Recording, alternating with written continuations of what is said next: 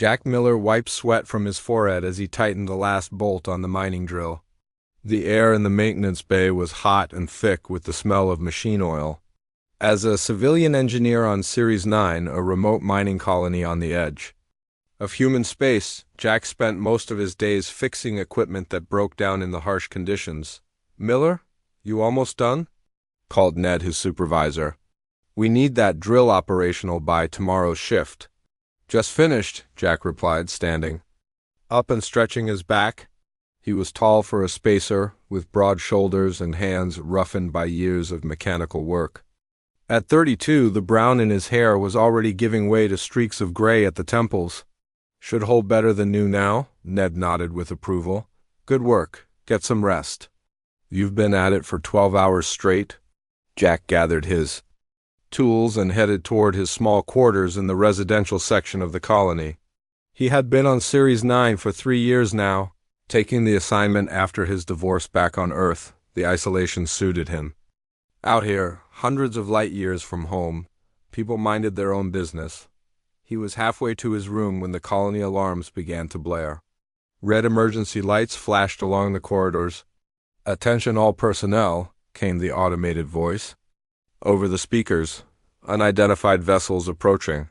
"This is not a drill. Proceed to emergency stations." Jack froze. Series 9 was far from shipping lanes and rarely received visitors. Unidentified ships meant trouble. His emergency station was near the colony's small spaceport, where he would help prepare evacuation shuttles if needed. He sprinted down the corridor, passing panicked colonists rushing in all directions. When he reached the spaceport, chaos greeted him. Through the massive viewport he saw them, 3 angular ships with glowing purple engines. Their design was unmistakable. "Zitharians," said a voice beside him. It was Sarah Owens, one of the colony's security officers. Her face was grim as she checked her weapon. "Raiders. They hit Outpost 7 last month. Took everything valuable, including people." Jack's stomach turned. The Zitharians were known throughout the galaxy as slavers, though humanity had outlawed slavery centuries ago. Not all species shared those values. "We're evacuating," Sarah continued. "Colony defense won't hold them long. Get Shuttle 4 ready for launch." Jack nodded and ran to his assigned craft. It was a small transport designed for 20 people with minimal weaponry and aging engines.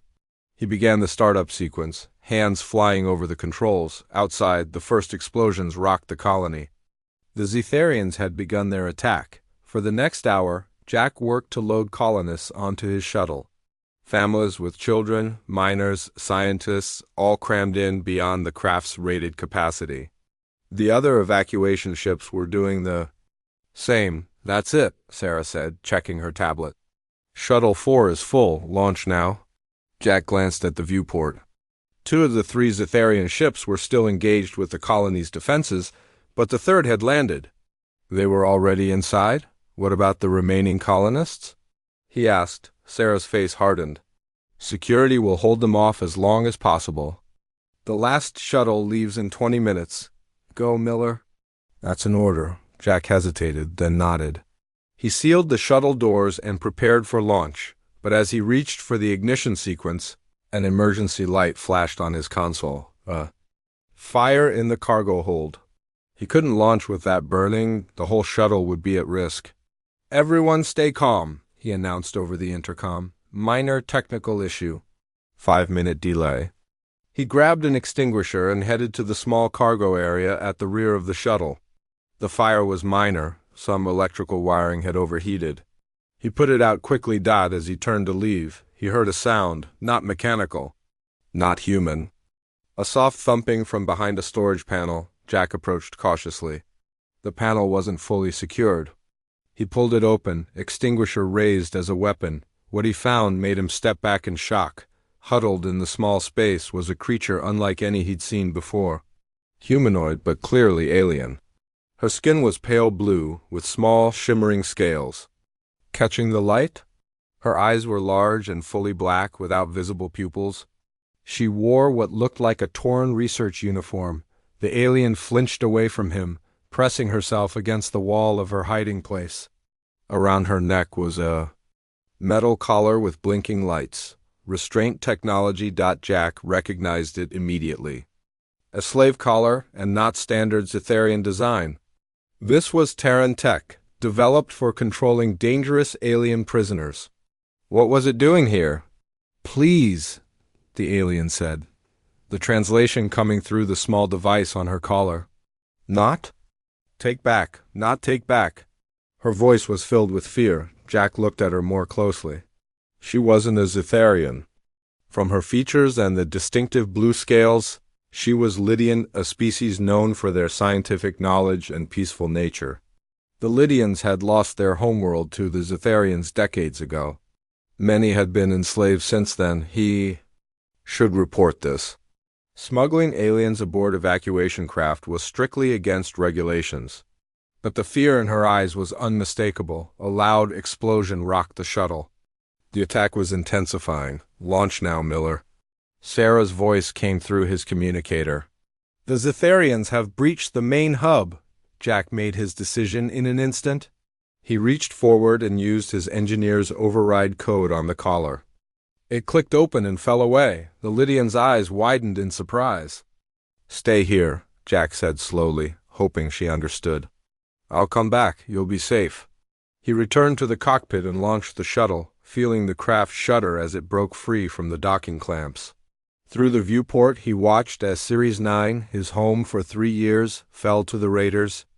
Other evacuation shuttles streaked away in different directions, following the emergency protocols to split up and avoid capture.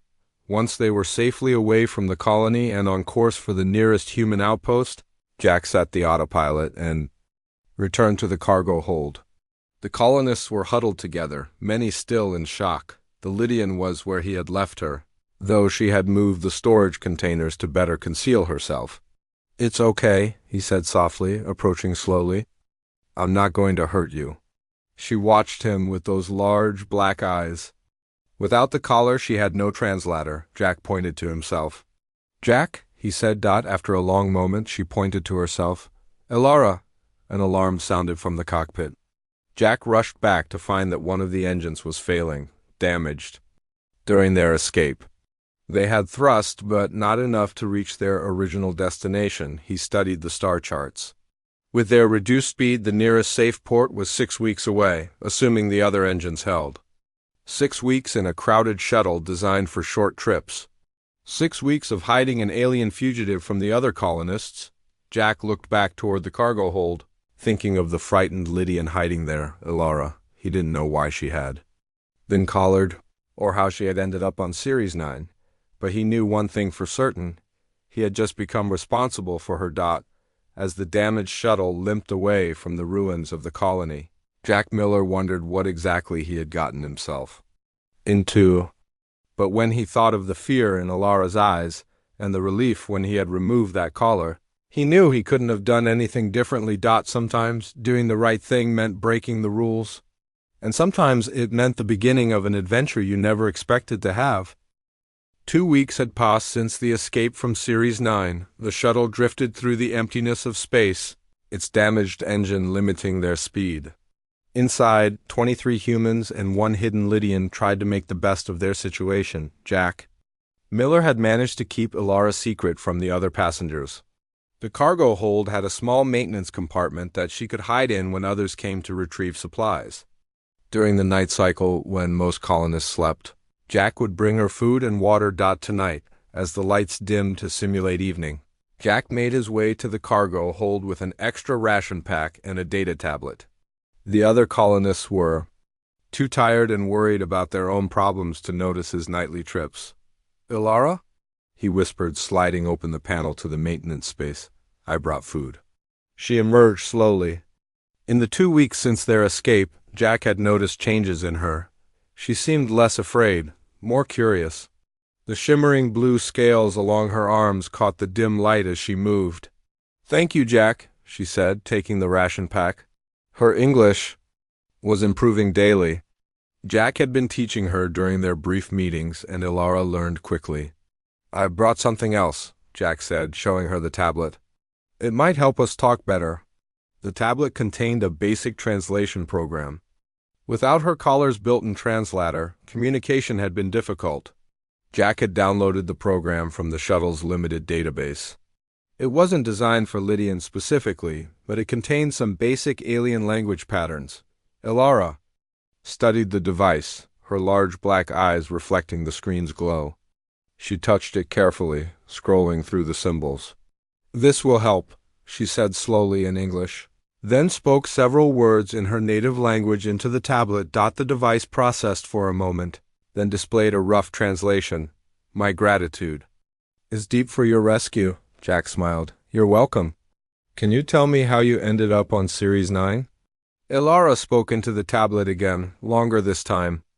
The translation appeared: "I was scientist, study stars. Ship attacked by Zetharians, taken for slave market.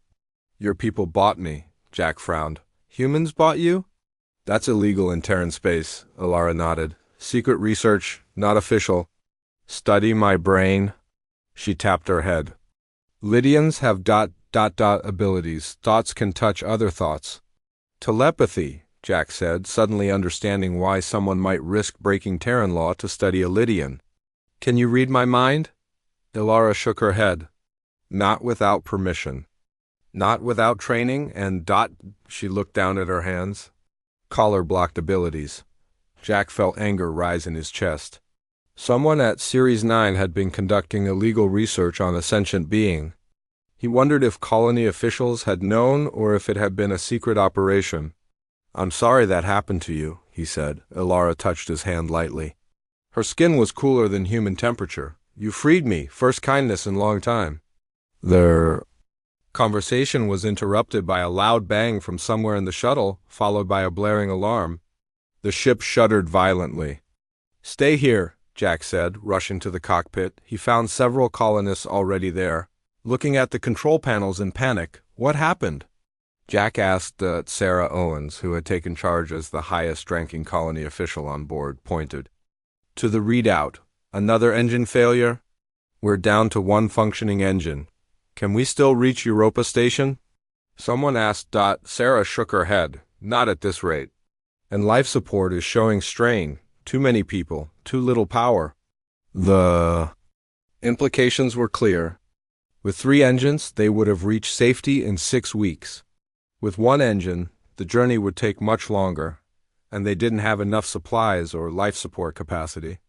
"We need to send a distress signal," Sarah said. "Hope someone friendly finds us before the Zetharians do." Jack returned to the cargo hold after the emergency meeting.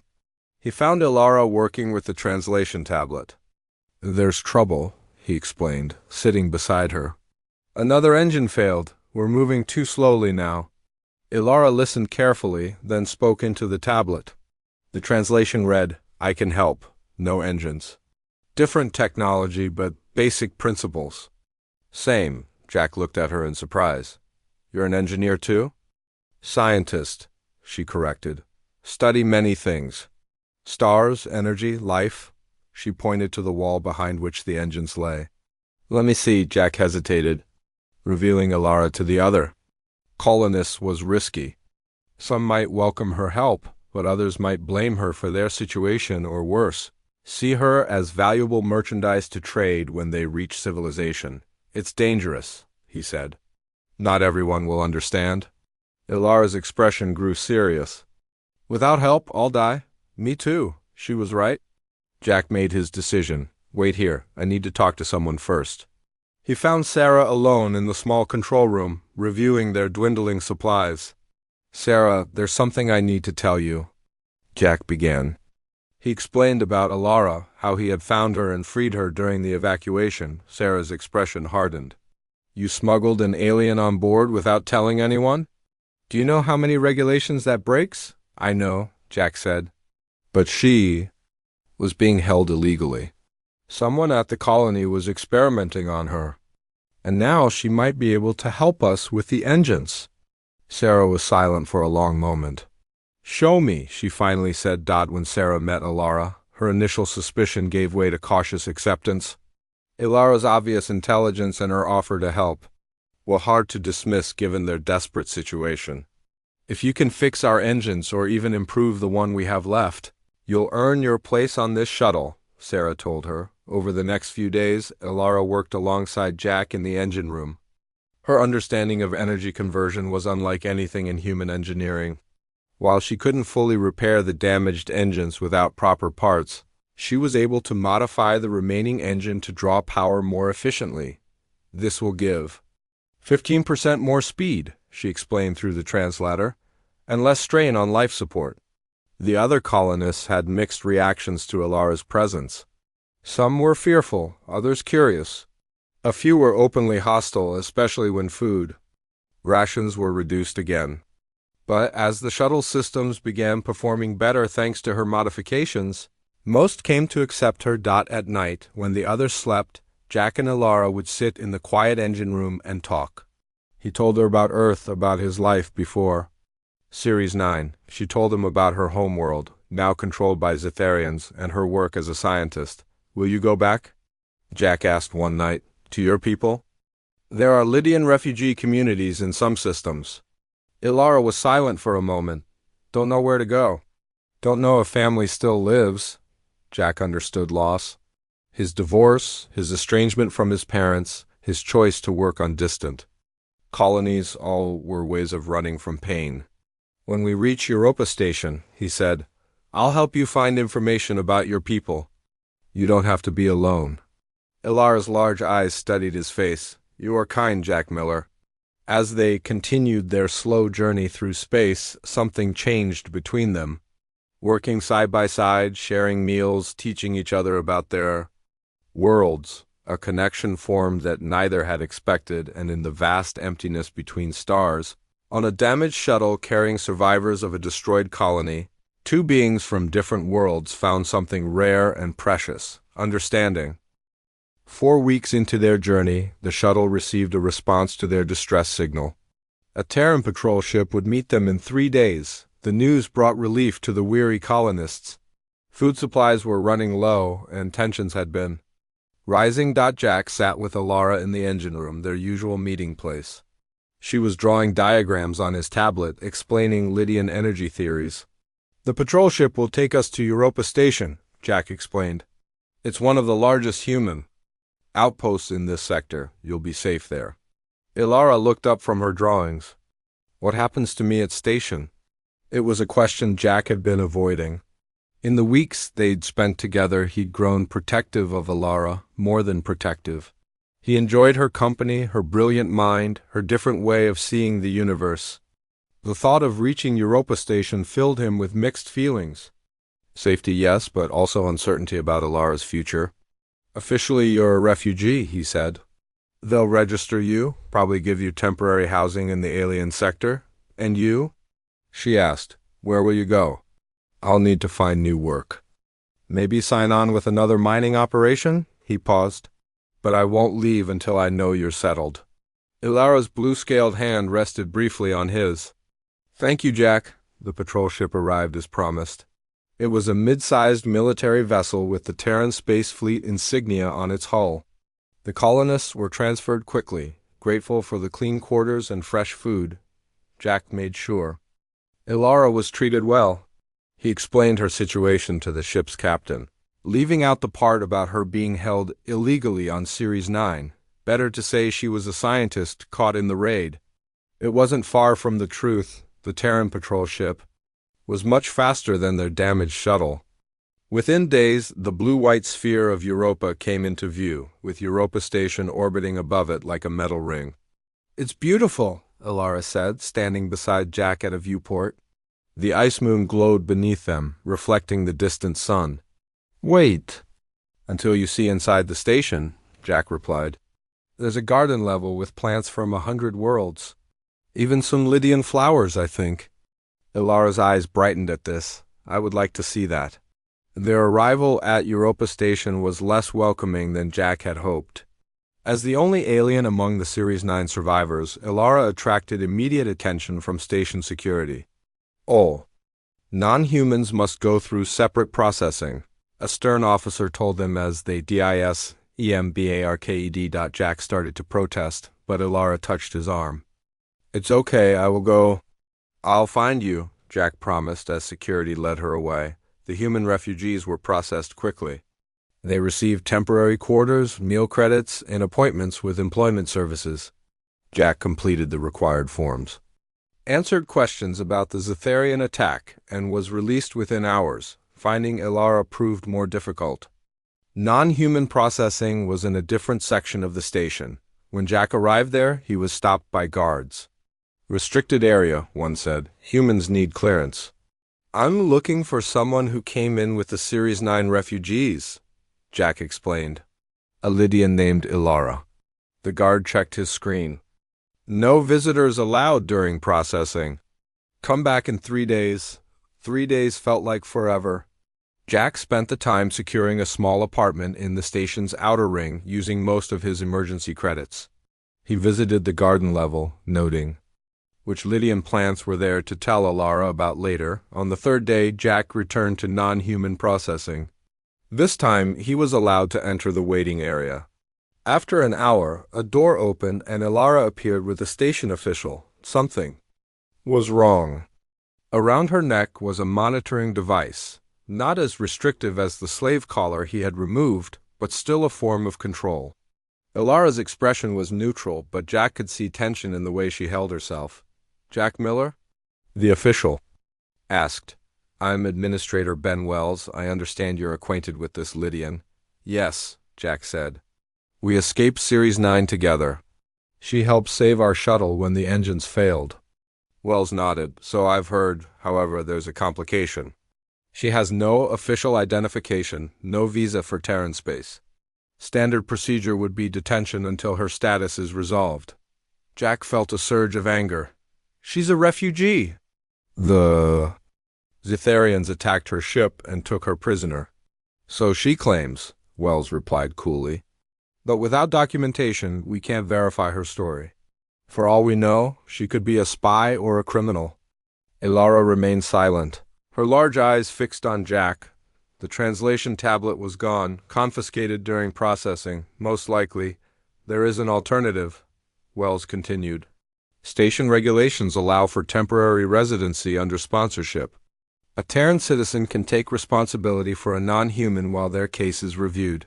I'll do it, Jack said immediately. I'll sponsor her. Wells raised an eyebrow. There are conditions. The sponsor must provide housing and financial support.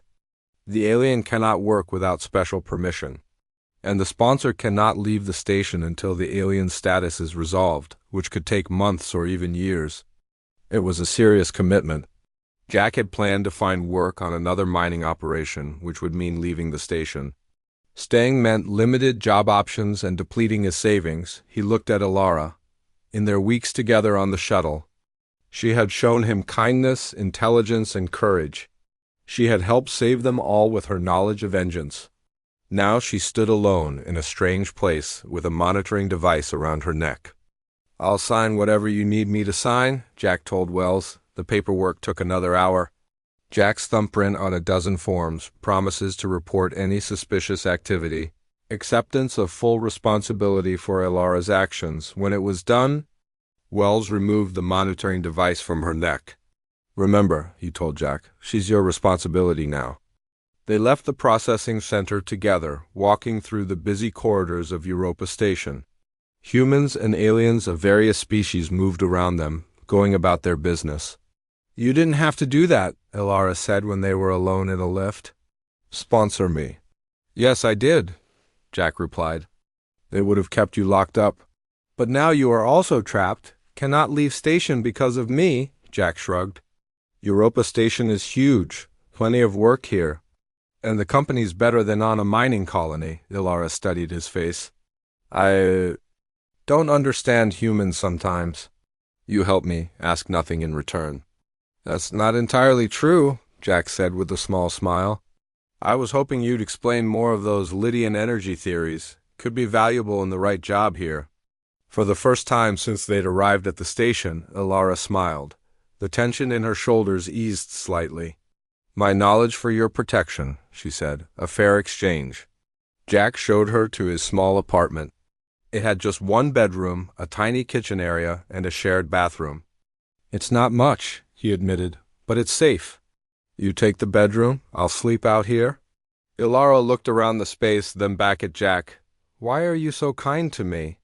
Jack thought about the weeks on the shuttle, the long conversations, the way she'd worked tirelessly to improve their failing engines.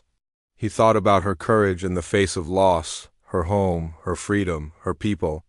Because, he said simply, everyone deserves kindness, especially those who've been shown so little of it. That night, as Jack made a makeshift bed on the small couch, he wondered what the future held for them. He had committed himself to staying on Europa Station, to protecting someone from another world. It wasn't the life he had planned, but as he drifted off to sleep, he realized he wasn't sorry. For the first time since his divorce, since taking the job on Distant Series 9, Jack Miller didn't feel alone. 3 months passed on Europa Station. Jack found work in the maintenance division, repairing environmental systems throughout the station. The pay was less than he'd earned on Series 9, but it was enough to support both himself and Ilara. Ilara spent her days in their small apartment, unable to work officially without proper documentation. She studied human culture through books and videos Jack brought her. Sometimes she would visit the garden level, sitting for hours among the plants, including a small section of blue Lydian flowers that reminded her of home. One evening, Jack returned from work to find Ilara waiting excitedly by the door. "Jack, good news," she said, her English now nearly perfect. "Administrator Wells called. I have permission to work in Science Division. Temporary basis only, but it's something." Jack smiled broadly. "That's great. What changed his mind?" "They have problems with new energy system. Engineer mentioned my ideas from shuttle. Wells said my knowledge could be useful." It was the break they had been waiting for. Station officials had been reviewing Ilara's case for months with little progress. This could help prove her value to the station. The next day, Jack walked Ilara to the Science Division. They passed through several security checkpoints, each guard carefully checking Ilara's temporary work permit. Dr. Lily Porter, the head of energy research, greeted them. She was a tall woman with short gray hair and sharp eyes.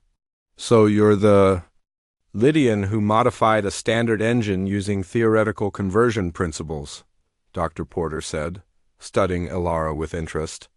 "I've reviewed the report from the shuttle. Impressive work." "Thank you," Ilara replied. "Happy to help here too." "We'll see," Dr. Porter said. "Follow me." Jack squeezed Ilara's hand before she left. "Good luck. I'll pick you up when your shift ends." Over the next few weeks, Ilara's life changed dramatically. Her work in the science division gained attention. The energy efficiency improvements she suggested were implemented throughout the station, reducing power consumption by nearly 20%. Jack noticed the change in her. She seemed happier, more confident. In the evenings, she would explain her day's work, her eyes bright with excitement. He found himself looking forward to these conversations, to seeing her animation as she described complex scientific principles. Their small apartment gradually transformed as well. Jack bought colorful fabric to hang on the walls, reminding Ilara of Lydian homes. They rearranged the furniture to create a small work area where she could continue her research during off hours. "You don't have to sleep on couch anymore," Ilara said one evening. "We can share bedroom." "Lydians don't need much sleep. I can work while you rest." Jack hesitated. Their relationship had remained respectful, friendly. He cared deeply for Ilara, but he had been careful not to cross boundaries. "Are you sure?" he asked. "Yes," she replied simply. "You have given up much for me. Your comfort matters too." The new arrangement worked well. Jack took the bed at night, while Ilara used the small desk in the corner, working on theories and equations. In the early morning they would switch, with Ilara resting while Jack prepared for work. One morning, Jack woke to find Ilara not at the desk but standing by the window, looking out at the stars. "Everything okay?" he asked, sitting up. She turned to him, her expression troubled. "I received news yesterday. Station communications picked up signal from Lydian refugee ship. There is a small colony of my people in Tau Ceti system. They are looking for survivors." Jack felt a strange tightness in his chest. "That's good news, isn't it? You could be with your own people again." "Yes," Ilara said. Dr. Porter says she will help arrange passage once my work project is complete. Perhaps 2 more months, I see. Jack got up and stood beside her at the window. You should go find your people. Ilara was silent for a long moment. What about you, Jack? Me? I'll be fine.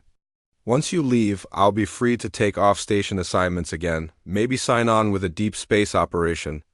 They stood together watching the stars. Jack felt a growing emptiness at the thought of Ilara leaving. These past months had been the happiest he could remember. The quiet evenings talking, the shared meals, the simple joy of having someone to come home to. He realized standing there that he had fallen in love with her.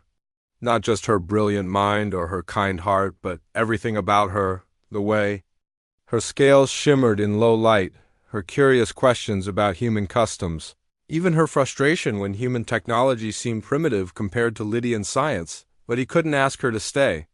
She deserved to be with her own kind, to rebuild her life among people who understood her culture and biology.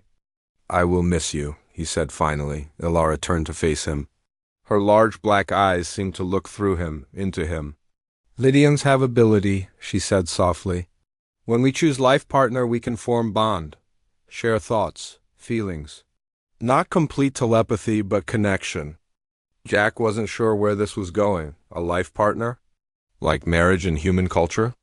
Similar but deeper, Ilara explained. Once formed, bond remains even across great distances.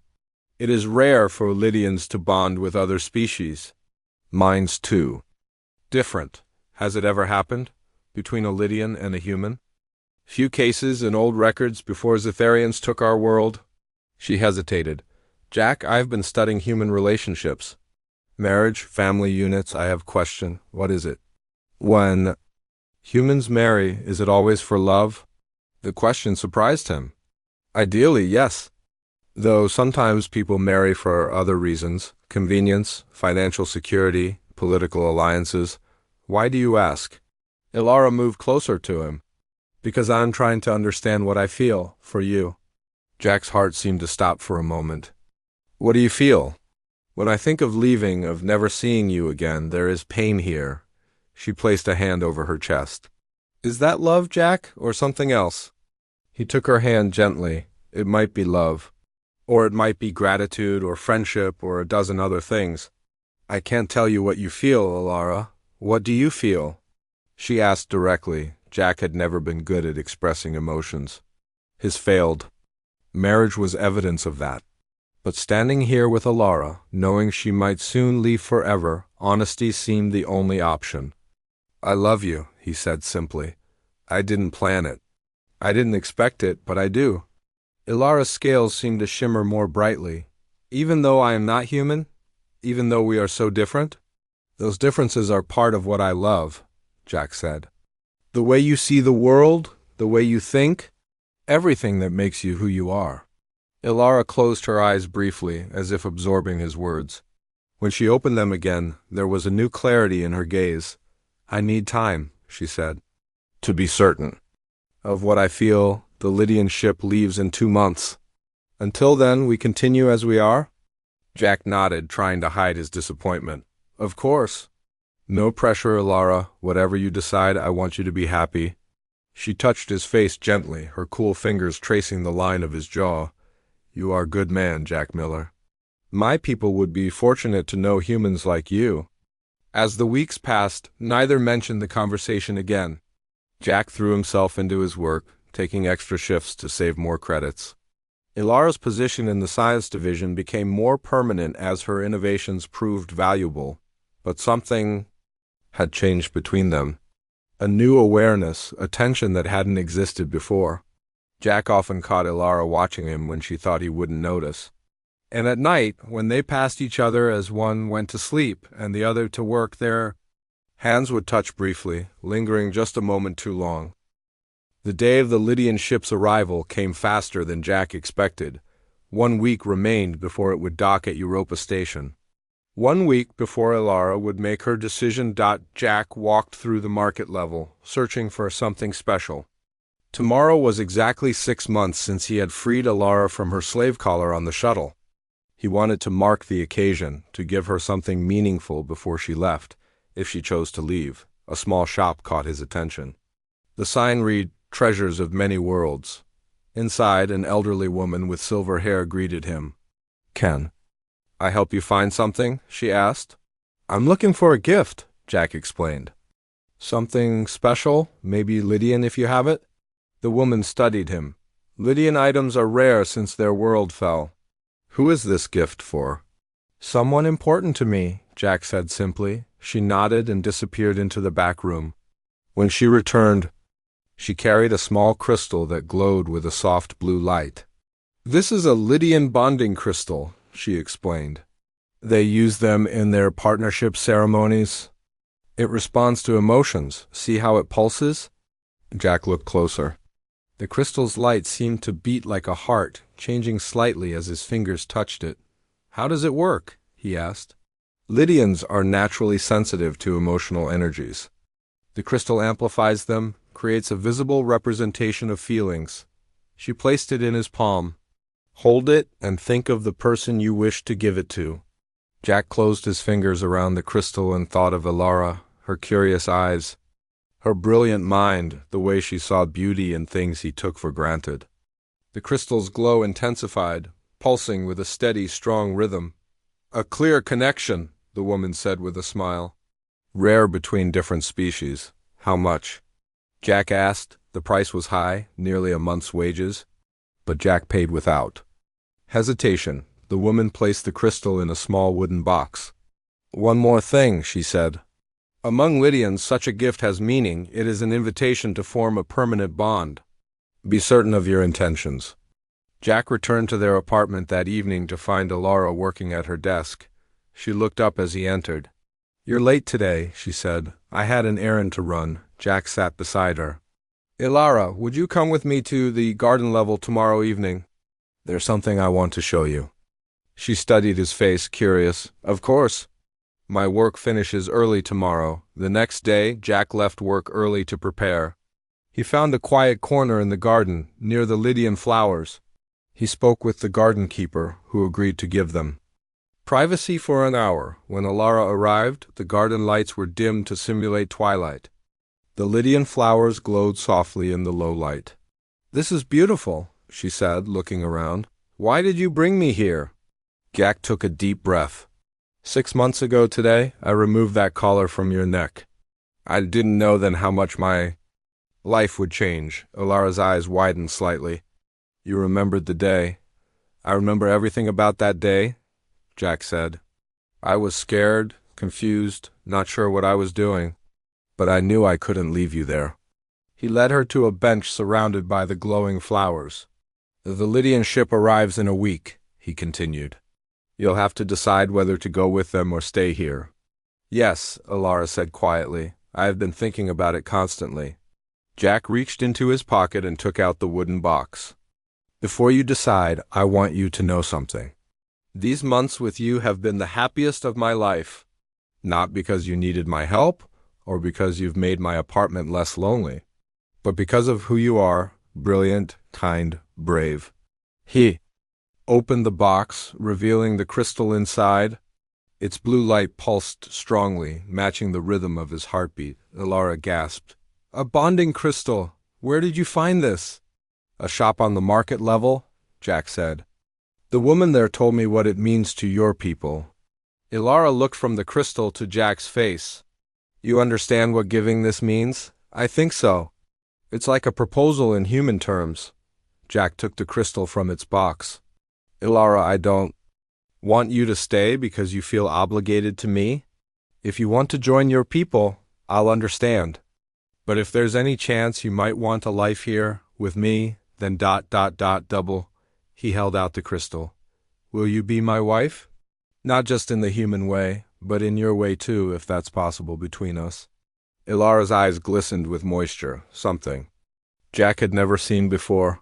She reached out slowly and placed her hand over the crystal, her blue fingers touching his. The crystal's light changed instantly, growing brighter, its pulse matching a new rhythm, neither his heartbeat nor hers, but something in between. "Among my people," she said, her voice soft, We do not speak the answer. We let the crystal show the truth. The light between their hands glowed so bright it illuminated their faces, casting blue shadows on the plants around them. Is that? Jack began. Yes, Ilara said. The crystal shows compatibility, connection, what humans call love. She looked up at him. I have made my decision, Jack. I choose to stay. To build a life with you. Jack felt his heart might burst. Are you sure? Your people are important to me, she finished. But you are my family now. Perhaps someday we can visit the Lydian colony together. Show them that different species can find harmony. She took the crystal from him and held it between them. In my tradition, both partners must accept the bond willingly. She closed her eyes. I, Ilara, accept this bond with Jack Miller across differences of world and form. Jack followed her example, closing his eyes. I, Jack Miller, accept this bond with Ilara across differences of world and form. The crystal pulsed once, brilliantly, then settled into a steady glow. Ilara smiled. It is done. Not a full telepathic bond as between Lydians, but a connection nonetheless. What happens now? Jack asked. Now we build our life together, she said simply. The first of many such unions, perhaps, a bridge between our peoples. 3 days later, they stood before a station official who performed a human marriage ceremony. Dr. Porter and several of Ilara's colleagues from the science division attended. Even Administrator Wells came, bringing news that Ilara's permanent residency had been approved. The station values your contributions, he told them at the small reception afterward. And we recognize this union as historic, the first legally registered human-Lydian marriage in Terran space. That night in their apartment, no longer Jack's or Ilara's, but theirs, they stood by the window looking at the stars. No regrets? Jack asked, his arm around her shoulders. Ilara held the bonding crystal, which now hung from a chain around her neck. Its gentle pulse was visible through her fingers. The Zitharians took me from my world, she said. Enslaved me. Tried to break my spirit. They thought they were destroying my life. She looked up at Jack. Instead, they led me to you. Jack thought about the strange path that had brought them together. A mining colony attack, a desperate escape, a broken engine, and an impulsive decision to remove a slave collar. When I freed you, he said, I never imagined asking you to be my wife. When you freed me, Ilara replied, you began our story. Today we simply started a new chapter. Outside their window, the stars stretched endlessly.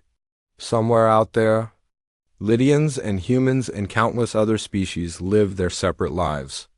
But here, in this small apartment on Europa Station, two beings from different worlds had found something rare and precious, a connection that transcended the boundaries of biology and culture. Jack held Ilara close, feeling the gentle rhythm of the crystal between them.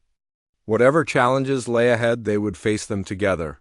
No longer rescuer and rescued, no longer human and alien, but partners in the truest sense, different yet unified, separate yet bound. The universe was vast and often cruel. But in this moment, in this place, love had created something new, something hopeful, something that might, in time, change worlds.